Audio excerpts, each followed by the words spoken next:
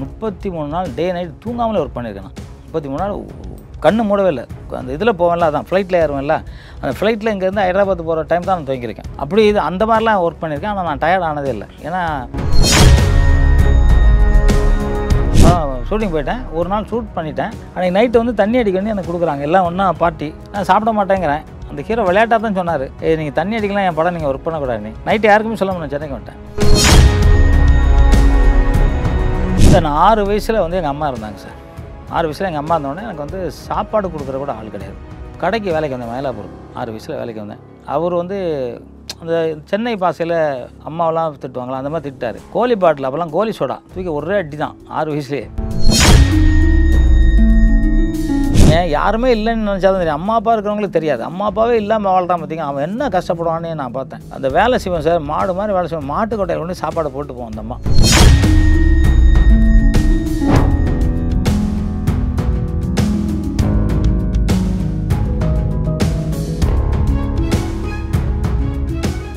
Real one நேயர்களுக்கு வணக்கம். இன்றைய சிறப்பு நேயர்களுக்காக நம்முடன் இணைகிறார் சண்டை பயிற்சியாளர், நடிகர், தயாரிப்பாளர், இப்படி பன்முகம் கொண்ட ஜாக்குவார் தங்கம் அவர்கள். வணக்கம் சார். வணக்கம், நல்லா இருக்கீங்களா? நான் நல்லா இருக்கேன். நீங்கள் எப்படி சார்? சூப்பராக இருக்கேன் சார். 70 வயசுலேயும் கம்போட வருவின்னு பார்த்தேன், கம்போட வந்து உட்காந்துருக்கீங்க. இந்த உங்களோட இளமையின் ரகசியம் என்ன சார்? முதல்ல ரியல் ஒன் நேயர்களுக்கும் அந்த நிறுவனத்தாருக்கும் அதில் ஒர்க் பண்ணுற தொழில்நுட்ப கலைஞர்களுக்கும் கரம் கூப்பி சிரம் தாழ்த்து நன்றிகள் அந்த வணக்கத்தை சொல்லி ரொம்ப பெருமை அடைகிறேன். ரொம்ப நல்ல விஷயங்கள், மக்களுக்கு தேவையான எவ்வளோ விஷயங்கள் எடுத்து போடுறீங்க. நானும் உங்களுக்கு ரசிகன். அதில் இன்னொரு பெருமை எனக்கு, ரொம்ப சந்தோஷம். உங்கள்கிட்ட வந்து பேட்டிக்குள்ள ரொம்ப சந்தோஷம் சார். இப்போ கேளுங்க. இந்த 72 வயசுலேயும் இளமையின் ரகசியம் என்ன சார்? ஒழுக்கமாக இருக்கேன் சார், ரொம்ப ஒழுக்கமாக இருக்கேன்.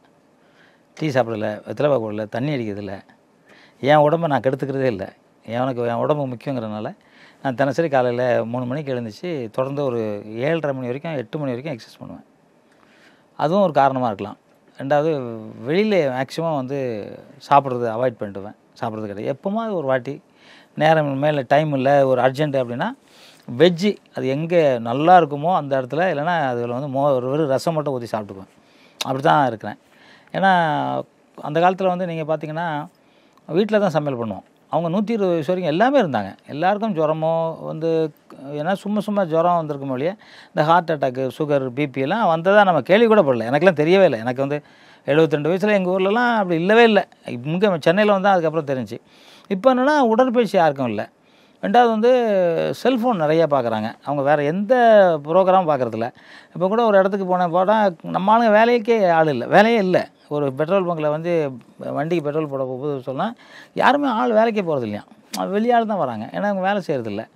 எப்படி காலம் கடத்துகிறாங்க, எதுக்காக எப்படி இருக்காங்கன்னு புரியல. ஸோ அது வந்து நம்ம உடம்பை நம்ம காப்பாற்றணும்னா அது உடற்பயிற்சி வேணும், ரொம்ப ஒழுக்கமாக இருக்கணும் சார். அதுதான் முக்கியமான விஷயம். இப்போ உங்கள் உடம்பை நீங்கள் கெடுத்துக்கிறது இல்லைன்னு சொன்னீங்க இல்லையா, சினிமாவில் இருக்கீங்க, எந்த கெட்ட பழக்கம் இல்லைன்றது ஒரு வியப்பு.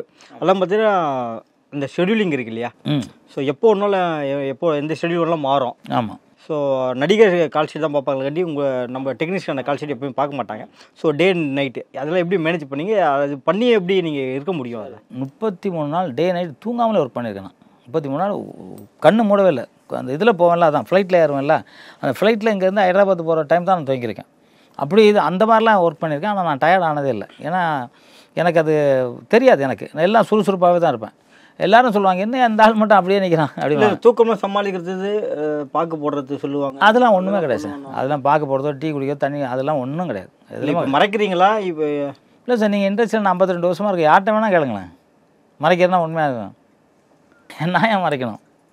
என் உடம்பு தான் சார் எனக்கு முக்கியம். நான் அதுக்கு வந்து தண்ணி அடிச்சிட்டோம், கஞ்சி அடிச்சிட்டோம் இருந்தால் என் உடம்பு எனக்கு என்ன இல்லை. இப்போ அது சினிமாவில் இது ஒரு விஷயன்றது ஒரு ஜாலின்னு எடுத்துப்பாங்கல்ல, தண்ணி எடுத்து ஒரு ஜாலி, அது ஒரு பசங்களோட கூட்டமாக இருக்குது, நடுவில் ஒரு ஜாலி. ஸோ அது போல் விஷயங்கள் இதில் நடக்கிறது தானே. அதனால் நான் எவ்வளோ படங்கள் விட்டுருக்கேன் சார். படம் வேண்டானே விட்டுருக்கேன். ஒரு பெரிய நடிகர் படம் மேட்டுப்பாளையம் ஷூட்டிங்லாம் போயிட்டேன். மேட்டுப்பாளையம் படமா இல்லை மேட்டுப்பாளையத்தில் ஷூட்டிங்கா? மேட்டுப்பாளையத்தில் ஷூட்டிங் போயிட்டேன். ஒரு நாள் ஷூட் பண்ணிட்டேன்.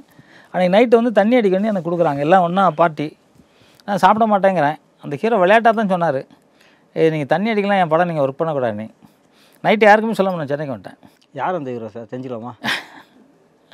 சொல்ல மாட்டேன். அதை இல்லை, அந்த படம் யாருதுன்னு சொல்லுங்கள்.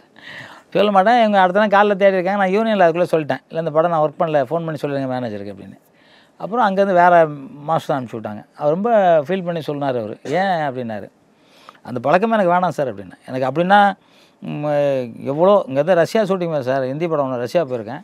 அங்கே வந்து உங்களுக்கு தெரியும் என்ன குளிர் அப்படின்னு தெரியும். எல்லாருமே வந்து இது சாப்பிடாம அங்கே ஓட்கானி ஒன்று கொடுப்பாங்க, எல்லாம் அப்படியே டக்கு டக்குன்னு ஊற்றிக்குவாங்க. எல்லோரும் என்ன சொன்னாங்க, நான் குளிர் இருந்தாலும் சரி எதாவது சார் குடிக்க மாட்டேன் அப்படின்னா. குடிக்கவே இல்லை கடைசி வரைக்கும். அங்கே வந்து டீ காஃபி கூட குடிக்கல. குடிக்க மாட்டேன் சார், குடிக்க மாட்டேன். ஏன் நான் ஏன் குடிக்கணும்? எப்படி மேனேஜ் பண்ணீங்க அந்த குளிரை? நான் அதுக்குன்னு யோகா இருக்குல்ல. இப்போ குளிர் பிரதேசம் போனால் சூரியகலையை ஜாஸ்தி பண்ணிக்கணும். வெயில் காலத்தில் போனால் சந்திரல இதை சரி பண்ணிக்கிட்டோம்னா நம்ம அப்படியே தான் இருப்போம். நமக்கு எந்த குளிரோ அதோ தெரியாது. இன்றைக்கி நமக்கு அவ்வளோ இருக்குது சார். யோகா சந்திரத்தில் ரொம்ப நிறைய விஷயங்கள் இருக்குது. சந்திரகலை போனால் உடம்பு ஃபுல்லாக சூடாகவே இருக்கும். நம்ம வந்து இதாக மாட்டோம். சந்திரகலை போனால் குளிர்ச்சியாகவே இருப்போம். ஸோ அதை எது என்ன அளவுக்கு தேவையோ அந்த அளவுக்கு நம்ம பண்ணிக்குவோம், அவ்வளோதான். அதனால் நம்ம அந்த அது எனக்கு அது ஞாபகமே இல்லை சார். அப்படி குடிக்கணும், தண்ணி அடிக்கணும், டீ சாப்பிடணும். பால் கூட சாப்பிட மாட்டேன். சின்ன பிள்ளைங்க சாப்பிட்ருக்கேன். எங்கள் வீட்டில் மாடு கறந்துப்பேன், அப்போ சாப்பிட்ருக்கேன். இப்போல்லாம் பாலானே எனக்கு தெரியல, அதனால சாப்பிட்றதில்ல. பாலோ அந்த தயிர் அந்த ஐட்டம் கூட நான் சாப்பிட்றதில்ல. இல்லை, இது போல் ஒழுக்கமாக இருக்கிறதுக்கு என்ன காரணம் சார்? இதெல்லாம் திறந்தா என்ன காரணத்துக்காக இது பண்ணிருக்கேன்? ஏன்னா ஒரு காமெடி ஒன்று இருக்குது கவுண்டமணி சார்கிட்ட. நான் 100 வருஷம் வரைக்கும் வாழணும், ஐடியா இருந்தால் கொடுங்க மருத்துவரேன்னு கேட்பாங்க. ஆமாம், அப்போ என்ன நான் தான் பண்ணேன். அந்த படமும் நான் தான் பண்ணேன். அப்போ எதுக்கு நீ வாழணும்னு சொல்லுவார்ல சார். திருமூலர் கேள்விப்பட்டிருப்பீங்க, கேள்விப்பட்டீங்களா? 3000 சில்லற வருஷம் வாழ்ந்துருக்காரு. அவர் ஏன் வாழ்ந்தார், எதுக்கு வாழ்ந்தாருங்கிறத விட நாட்டுக்கு என்ன பண்ணிட்டு போனார், இந்த உலகத்துக்கு என்னெல்லாம் பண்ணார் அப்படின்னு அதை எடுத்து பார்த்தீங்கன்னாக்கா அது வந்து நம்மளால் சொல்லவே முடியல. அவ்வளோ விஷயங்கள் பண்ணியிருக்காரு. 100 வயசுக்கு மேலே நிறைய விஷயம் நமக்கு தெரியலாம், நிறையா நம்ம கண்டுபிடிக்கலாம். இன்றைக்கி வந்து ரைட் சகோதரர் ஃப்ளைட்டு கண்டுபிடிச்சிருக்காங்க. ஆனால் ஃப்ளைட்டு கண்டுபிடிச்சி இந்தியாவில் தான் பண்ணியிருக்காங்க. அப்போ நம்ம வெள்ளைக்காரன்றதுனால அவன் வாழை போட்டான் அப்படின்னு சொல்கிறாங்க. அதுதான் உண்மையாக இருக்கும். ஆனால் இன்றைக்கி வந்து எவ்வளோ பேர் இது பண்ணுறாங்க, சந்திரமண்டலத்துக்கு போய் இறங்கிட்டாங்கங்கிறாங்க. எல்லாமே பண்ணியிருக்கானுங்கல்ல. அப்போ எல்லாத்தையும் நம்ம சித்தர்கள் வந்து இந்த உடம்போடவே சந்திரமண்டலம்லாம் போயிட்டு வந்திருக்காங்க. ஏன்னா செவ்வாய் கிரகம் வந்து சிகப்பாக தான் இருக்குன்னு சொன்னது யார்? பல 1000 வருஷத்துக்கு முன்னாடி எழுதி வச்சுட்டாங்க, செவ்வாய் கிரகம் சிகப்பாக இருக்கணும். இப்போ போய் எப்போ சார் செவ்வாய் கிரகம் போனாங்க? செவ்வாய் கிரகம் போனாங்களா? எப்போ போனாங்க? சில வருடங்களுக்கு முன்னாடி சிகப்பாக இருக்குன்னு சொன்னாங்க. ஆனால் செவ்வாய் கிரகம் சிகப்பாக தான் இருக்குன்னு சொன்னது பல 1000 ஆண்டுகளுக்கு முன்னாடி நம்ம எழுதணும். எப்படி தெரியும்? நம்ம சித்தர்கள் அவ்வளோ கண்டுபிடிச்சாங்க. அதனால் வயிறு இப்போ நீங்கள் சொன்ன மாதிரி எதுக்கு அவ்வளோ நான் வருஷம் இருந்துக்கலாம், ஏன் பிறக்க வேண்டாம், செத்தே போயிருக்கலாமா? இந்த கள்ளிப்பால் குத்தி கொண்டுருவாங்களா, அதே மாதிரி கொண்டு இருக்கலாமா? எல்லாரையும் வாழ வேண்டியது இல்லையே. எதுக்கோ ஒன்று நம்ம பிறக்கிறோம், ஏதோ ஒன்று சாதிக்கணும். நிறைய பேர் சாதிப்பாங்க, நிறைய பேர் சோதிப்பாங்க, நிறைய பேர் நமக்கு குடித்தா போதும்னு நினைப்பாங்க. அதான் நீங்கள் ஒழுக்கமாக இருந்து வாழணுன்றதுக்கான நோக்கம் என்ன சார்? சார், நான் 6 வயசில் வந்து எங்கள் அம்மா இருந்தாங்க சார். 6 வயசில் எங்கள் அம்மா இருந்தோடனே எனக்கு வந்து சாப்பாடு கொடுக்குற கூட ஆள் கிடையாது. கடைக்கு வேலைக்கு வந்தேன், மயிலாப்பூருக்கு 6 வயசில் வேலைக்கு வந்தேன். அவர் வந்து அந்த சென்னை பாசையில் அம்மாவெல்லாம் திட்டுவாங்களா, அந்த மாதிரி திட்டார். கோழி பாட்டில் அப்போல்லாம் கோழி சோடா தூக்கி ஒரே அடி தான் 6 வயசுலேயே ஒட்டச்சி செதறிச்சு ஓடி வந்தார். காலில் குத்தி ரத்தம் பிச்சுக்கிச்சு அவர். அப்போ வந்து அங்கேருந்து திருப்பி எங்கள் ஊருக்கு போனேன். அப்போ தான் பெருந்தலைவர் காமராஜர் வந்து எங்கள் ஊரில் ஸ்கூல் திறந்து வச்சார். அதில் வீட்டில் இருக்க சின்ன பசங்களாம் கூப்பிட்டு போய் நிற்க வச்சாங்க. அதில் நானும் ஒருத்தன். ஸோ அந்த அப்போ நல்லா படிக்கணும்னு என்ன சொன்னார். தலையில் கை வச்சு நல்லா படினார். நல்லா படித்தனாலே என்ன நல்லா வந்துட்டேன், அது வேறு விஷயம். ஆனால் என்னால் படிக்க முடியல. ஸோ அப்புறம் வந்து அப்படியே 7 வயசு 8 வயசு கடை போனேன். கடையெல்லாம் போகும்போது நமக்கு தெரியும் சார், மாட்டுக்கொட்டையில் போய் சாப்பாடு போடுவாங்க சார் நம்மளை. நீங்கள் யாருமே இல்லைன்னு நினச்சா தான் தெரியும். அம்மா அப்பா இருக்கிறவங்களுக்கு தெரியாது. அம்மா அப்பாவே இல்லாமல் வாழ்றான் பார்த்தீங்க, அவன் என்ன கஷ்டப்படுவான்னு நான் பார்த்தேன். அந்த வேலை செய்வோம் சார், மாடு மாதிரி வேலை செய்வோம். மாட்டுக்கொட்டையில் கொண்டு சாப்பாடு போட்டு போவோம் அந்த அம்மா. எனக்கு அந்த வாமிட் வரும், அந்த மாட்டுக்கொட்டையை சாப்பிடுவோம் வாமிட் வரும் எனக்கு. அப்புறம் அங்கேருந்து போனேன். அதுக்கப்புறம் திருச்சியில் போய் நிரந்தரமாக உப்பு வியாபாரம் பண்ணேன். 8-9 வயசுலாம் வந்து வியாபாரம் பண்ண ஆரம்பித்தேன். அப்போது வந்து எங்கள் அப்பா ஆல்ரெடி வந்து 6 வயசுலாம் சிலம்பு சுற்றுற பார்த்துருக்கேன். அப்புறம் குன்றத்தூரில் ராமூர்த்தி வாத்தியார்னு ஒருத்தர், அவர் ஸ்கூல் வாத்தியார். அவர் சித்த வைத்தியார் ப்ளஸ் வந்து இந்த சிலம்பெல்லாம் அவர்கிட்ட ஒரு நாள் போனேன். அதுக்கப்புறம் வந்து பார்த்திங்கனாக்கா நான் திருச்சியில் வந்து தட்சிணாமூர்த்தி ஆச்சாரியார்னே அவர்கிட்ட போய் முறையாக கற்றுக்க போனேன். கற்றுக்கும் போது அங்கே வந்து ஒரு 100-110 பேர்கிட்ட இருந்தாங்க. ஆனால் எனக்கு யாரும் சொல்லித்தரக்கூடாது அப்படின்ட்டாங்க. ஏதோ ஒரு வெளியூர்காரன், அப்போல்லாம் ஜாதி பிரிக்க மாட்டாங்க, மதம் பிரிக்க மாட்டாங்க, ஊருக்காரன். ஊர் விட்டு ஊர் வந்தவன்டா அப்படிம்பாங்க. நீங்கள் கேள்விப்பட்டிருக்க மாட்டீங்கன்னு நினைக்கிறேன். நீங்கள் சின்ன வயசுலேயே அவங்க கேள்விப்பட்டிருக்க மாட்டீங்க.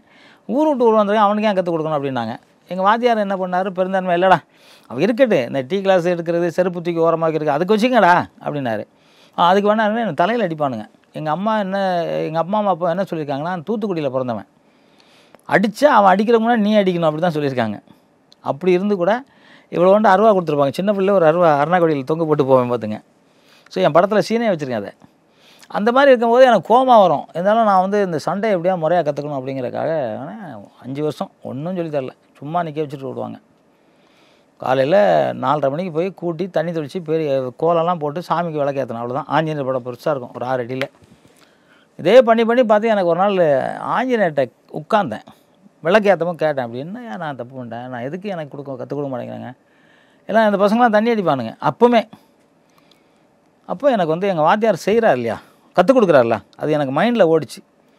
ஏகலைவன் ஒருத்தர் இருக்காரு, நம்ம இதில் படிச்சிருக்கோம். உண்மையாக பொய்யான்ட்டு நிறைய பேர் நம்புகிறாங்களோ நம்பலையோ, ஆனால் நான் ஏகலைவன் மாதிரி அதை வந்து அவர் சொல்கிறத வந்து அப்படியே கற்றுக்க ஆரம்பிச்சு. அப்போ நான் 4 மணிக்கு வந்தவன் 4 மணிக்கு சரி வராது இனிமேல் எனக்கு 2 மணிக்கு வரணுன்னே விடிய காலம் 2 மணிக்கு போனேன். 2 மணிக்கு போய் ப்ராக்டிஸ் பண்ண ஆரம்பித்தேன். ஏன்னா 4 மணிக்கு கூட்டிக்கிட்டு சுத்தம் பண்ணி வச்சிடணும். ஒரு 5:30க்கெலாம் பசங்க வந்துடுவாங்க. அதுக்குள்ளே நம்ம ப்ராக்டிஸ் பண்ணால் தள்ளி அடிப்பாங்க, கம்பு தொட்டு அடிப்பாங்க சார். நான் தான் தொடச்சி வைப்பேன், ஆனால் கம்பு தொட்டு அடிச்சிடுவானுங்க. இதனால் வந்து அவங்க இவ்வளோண்டு மூங்கில் ப்ராக்டிஸ் பண்ணாங்க, நான் வந்து உலக்கையில் ப்ராக்டிஸ் பண்ணேன். நடக்கட்ட பார்க்கலாம்டா என்னன்னு. இதெல்லாம் மாரி காவேரத்தில் தண்ணிக்குள்ளே போய் சுற்றுவேன் கம்பை. ஏன்னா சுற்றவே முடியாது கம்பை, தண்ணிக்குள்ளே எப்படி சுற்ற முடியும், எதிரில் காவேரி ஆறு ஓடலாம், அதுலேருந்து கம்பை வீச்சை செஞ்சு பார்க்க நான் பலம் வர்றதுக்காக பண்ணி ஓரளவு இவனுங்களை எல்லாத்த விட நான் ரொம்ப பெரிய ஆளாகிட்டேன் சிலம்பத்தில். ஆனால் அவங்களுக்கு தெரியாது யாருக்கும். ஒரு நாள் எங்கள் வாத்தியார் வந்து ஒரு பந்தயம்னா ஒரு 20 அடியில் முள் வேலி மாதிரி வச்சுருப்பார். 20 அடி அகலம், 20 அடி லென்த் இருக்கும். அது வந்து அவர் வந்து கம்பி கட்டிக்குவார், இந்த கட்டு கம்பியில் கட்டிக்குவார். அந்த இதுக்கிட்ட நிற்கணும், நின்றுட்டு அவர் இழுக்கும்போது ரெடிங்கும்போது ஓடி போகணும், கம்பி கீழே விழுறதுக்குள்ளே ஓடிடணும். ஸோ அது மாதிரி எல்லாரும் இது வரைக்கும் எவனுமே ஜெயிச்சதில்லை. என்னமோ என்னை கேட்டார், என் பேர் தங்கப்பழம், ஒரிஜினல் பேர் தங்கப்பழம். ஆமாம், தங்கத்தமிழ் பாடி வரும் தங்கப்பழம் நின்று, அந்த மாதிரி முருகர் பாட்டில் அது வச்சது எங்கள் அம்மா. 9 பையன் நான் வீட்டில். தங்கப்பழம் நீ போடுறியாடான்னாரு. நீங்கள் சொன்னீங்கன்னா நான் பண்ணுறேன் அப்படின்னு. எல்லாருக்கும் சாக்கு, என்னென்னா இவன் நான் வந்து அங்கே ஒன்றும் ஃபுல் கை போட்டு நான் எக்ஸசைஸ் பண்ணுறதுலாம் எவனுங்க காமிச்சதே இல்லை. நான் எப்போ இடுப்பில் ஒரு ரெட் கலர் துண்டு கட்டியிருப்பேன், அந்த துண்டை எடுத்து கையில் சுற்றுனோன்னே எல்லாம் என்னை கிண்டல் பண்ண, இவன்டா காயில் தானே கிடையாது, காலில் ஓடுறா கையில் ஓட போறியா அப்படின்லாம் கிண்டல் பண்ணுறாங்க. நான் ரெடியானார், ஓகேண்ணே ஓடுறேன்னு ஆக்ஷன் இழுத்து திரும்பி கம்பியை பிடிச்சிக்கிட்டேன். நான் ஓடலைண்ணா, சபாஸ்ரா அப்படின்னு கை தட்டேன். என்ன அப்படின்னா, இதாடா சண்டை கற்ற ஓடக்கூடாதுடா, நின்று அடித்தா தாண்டா சண்டைக்காரன், ஓடுறதுக்கு எதுக்குடா சண்டை கற்றுக்கணும், இதுதானே எல்லாருக்கும் சொன்னேன், உனக்கு புரியலடா, உனக்கு பண்ணியிருக்காடா, சூப்பர்ரா அப்படின்னு கை கொடுத்தாரு. பசங்கள்லாம் காண்டாயிட்டாங்க, என்னடா அது இவன் வந்து இதில் எப்படியோ இது வந்துட்டேன், எப்படிடா நான் இல்லை நின்று சண்டை போடணும்னு நினச்சேன், அவ்வளோதான் அது ஓடணும்னு நான் நினைக்கல அப்படின்னு சொன்னேன். அது மேலே கொஞ்சம் இது பண்ணானுங்க, அங்கே வந்து என்னை வந்து தலையெல்லாம் தட்டினானுங்க. அப்போ எனக்கு கொஞ்சம் வேகம் வந்துச்சு, இவனை எப்படி அடிக்கணும் அப்படின்னு நினச்சி குஞ்சாங்குளன்னு அங்கே ஒரு இடம் இருக்குது, அதுக்குள்ளே தான் போகும். அதுக்குள்ளே என்னென்னா ஃபுல்லாக புளிய மரமாக தான் இருக்கும், இருட்டு. அப்போலாம் 50 வருஷம் முன்னாடி எப்படி இருக்கும் பாருங்கள். அதுக்குள்ளே எல்லோரும் கிராஸ் பண்ணதாக தான். கொஞ்சம் முன்னாடி போய் உட்காந்துட்டு இவனை பின்னி எடுத்தனான் உள்ள விட்டு, என்னன்னே தெரியாது. அடுத்த நாள் அவனை டவுட்டாக கேட்டாங்க, நீ தான் அடிச்சான்ட்டு. நான் அதுக்கு உஷார் என்ன பண்ணேன், தலையில் ஒரு கட்டு போட்டு போனேன். அதனால் அவன் ஒருத்தன் சொன்னான், இல்லை இவன் இல்லை அப்படின்னா, இல்லை இவனுக்கெல்லாம் சண்டை தெரியாது அப்படின்னு சொன்னான். அதெல்லாம் மீறி நான் வந்து நினச்சேன் எந்த கெட்ட, ஏன்னா இவங்க எல்லாம் தண்ணி அடிப்பானுங்க என் முன்னாடினா வாத்தியார் தெரியாமல் பீடி அப்போலாம் பீடி குடிப்பானுங்க, இதெல்லாம் பார்ப்பேன். நான் நினச்சேன் என் லைஃப்பில் இதெல்லாம் தொடக்கூடாது, நம்ம லைஃப் வந்து ஜெயிக்கணும். இந்த தண்ணி அடிக்கிறதோ இல்லை பீடி குடிச்சிட்டு ரோட்டில் கிடக்கிறதோ, நான் நிறைய பேர் பார்ப்பேன் சார், ரோட்டில் கிடந்து உருண்டு கிடப்பான் குடிச்சிட்டு. அதெல்லாம் பார்க்க அருவருப்பாக இருக்கும். கோமனம் கூட கட்டிருக்க மாட்டாங்க, லேடிஸ்லாம் பார்த்துட்டு போவாங்க, மானம் ரோசம் இல்லாமல் குடிச்சிட்டு கிடப்பானுங்க. அதெல்லாம் நினச்சிக்கும் போது நான் வந்து எனக்கு அந்த குழந்தையாக இருக்கும்போது, எனக்கு 8 வயசு 10 வயசுலேயே எனக்கு வந்து நினச்சேன் அதெல்லாம் சாப்பிடக்கூடாது அப்படின்னு நினச்சேன். டீ வந்து எங்கள் வாத்தியார் சொன்னார், டே நீ வந்து சண்டை கற்றுக்கும் போது ஏன்னா உள்ளே போட்டு கொடுத்துருவாங்க, அதனால் டீலாம் சாப்பிடாதாரு. அது எனக்கு அப்போ அதுக்கு முன்னாடி நான் டீலாம் சாப்பிட்டதில்லை. எங்கள் ஊரில் கருப்பட்டி காப்பி தான் குடிப்போம், கருப்பட்டி போட்டு அந்த அது மாதிரி ஒரு சுக்கு மிளகுலாம் போட்டு தான் சாப்பிடுவோம். ஸோ இந்த மாதிரி இதெல்லாம் நான் சாப்பிடல, கடையில் போய் நின்று சாப்பிடல. இப்போ வந்து இதை அப்படியே மானசீகமாக நான் குடிக்கணும் என் உடம்பு ஃபுல்லாக அந்த ஏற்றிக்கிட்டேன். அதனால் என்னை பார்க்குறவங்களாம் கூட சொல்லுவேன் சாப்பிடாதீங்கன்னு, கெஞ்சிலாம் கேட்பேன், குடிக்காதீங்க.